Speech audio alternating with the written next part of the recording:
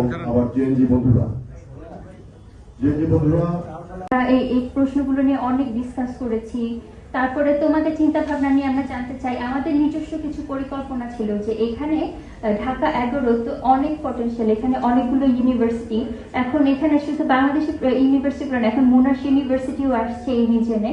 এখানে এত ট্যালেন্ট জমা হবে, এখানে তোমাদেরকে যদি ঠিকমতো অপরচুনিটি দেওয়া হয় তাহলে আমরা এখানে হয়তো অনেক ইনোভেশন করতে পারবো।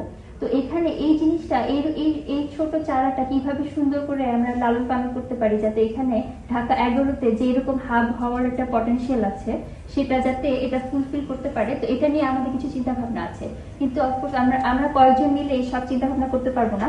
তোমাদের প্রশ্ন থেকে আমরা বুঝতে পেরেছি যে তোমাদের অনেক অ্যাডভাইস আছে আমাদের জন্য। তো এখানে আমাদের কিছু পরিকল্পনা নিয়ে আমাদের কিছু প্রশ্ন আছে। তো এটাতে আমরা একটা সার্ভে করতে চাচ্ছিলাম যে তোমাদের আর কি কি আইডিয়া আছে, এটা যাতে তোমরা আমাদেরকে দিতে পারো।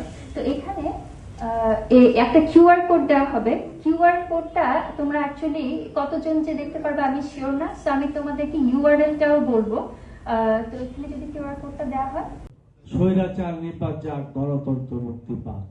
ডাক্তার মিলনকে ঢাকা বিশ্ববিদ্যালয়ে ছাত্র সমাজের গুলি করে হত্যা করে ওই সময় দাবানলের মতো সকলে আমরা ঝাঁপিয়ে পড়ার পর হোসেন মোহাম্মদ এরশাদ পদত্যাগ করে প্রধান বিচারপতি শাহাবুদ্দিনের কাছে ক্ষমা হস্তান্তর করে নির্বাচন করে এবং একটা নির্বাচনে আমরা অধিকার আদায় করতে পেরেছিলাম। তারপর তোমরা এইবার 1400 লোক জীবন দিয়েছ। একটি কথা, আমরা একটা বৈষম্যহীন সমাজ চাই।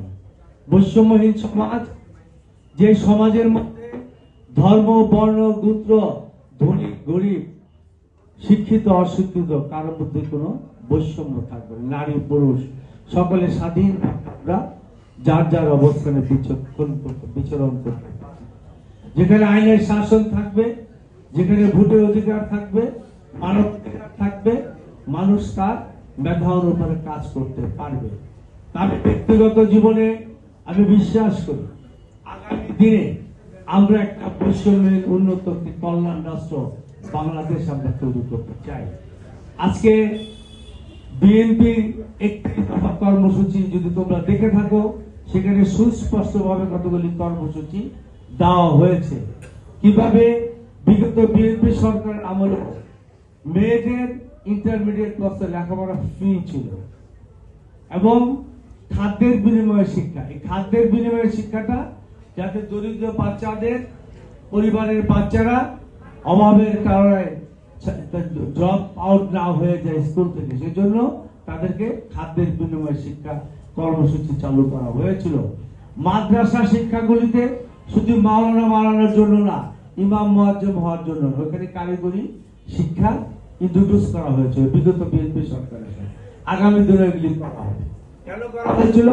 যাতে ড্রাইভার, ইলেকট্রিশিয়ান, প্লাম্বার হয়ে তারা বিদেশে যেও কর্মসংস্থান করতে পারে, দেশের ভিতরে করতে পারে।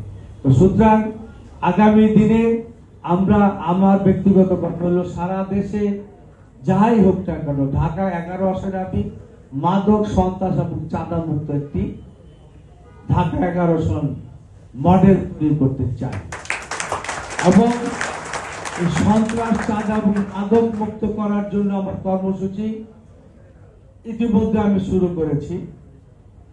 ডোর টু ডোর আমরা সার্ভিস সেবা পৌঁছে দিতে পারবো না। প্রত্যেকটা মহল্লার মধ্যে আমরা সোসাইটি ভিত্তিক, যে বাড্ডা ডিআইটি প্রজেক্ট, আফতাবনগর, বনশ্রী, বাড্ডা আমাদের কিছু জায়গা হয়েছে। আমি আসার পর আমি এই সোসাইটি গুলি অনেক জায়গায় গঠন করেছি। উত্তর বাড্ডা, উত্তর মিষ্টিতলা, এসব জায়গায় সাঁতারপুর, বেড়াই। তো আমরা এই জন্য করেছি আমি যে সোসাইটির মাধ্যমে ওই এলাকাটা আমি ডিমার্কেটেড করলাম, ওখানে আমি সিসিটিভি ক্যামেরা দিচ্ছি, ওইখানে আমি গেট লাগাচ্ছি, নাইট গার্ড দিচ্ছি এবং সিসিটিভির মাধ্যমে প্রথমতই আমি চাই ওই এলাকাটার মধ্যে মাদক বিক্রেতা যারা আছে তাদেরকে চিহ্নিত করা এবং ওইখানে সন্ত্রাসী, চাঁদাবাজি বা কেউ কাউকে মারামারি, খুন যাই করুক, আর ওই সিসিটিভি ক্যামেরার মাধ্যমে তাকে চিহ্নিত করতে পারো। তোমরা জানো কিছুদিন আগে বাড্ডা গুদাঘাট একটা ছেলেকে হত্যা করা হয়েছিল সাধন নামে। ওই এলাকাটা কিন্তু আমি আসার পরে বালুচর, ওই এলাকাটা বাড্ডা হাই স্কুলের মাঝখানে আমি সিসিটিভি ক্যামেরার ব্যবস্থা করেছিলাম সোসাইটির মাধ্যমে, এবং ওই সিসিটিভি ক্যামেরার মধ্যে ওই সন্ত্রাসীদের ছবি থাকার কারণেই তাকে গ্রেপ্তার করাটা সহজ হয়েছে।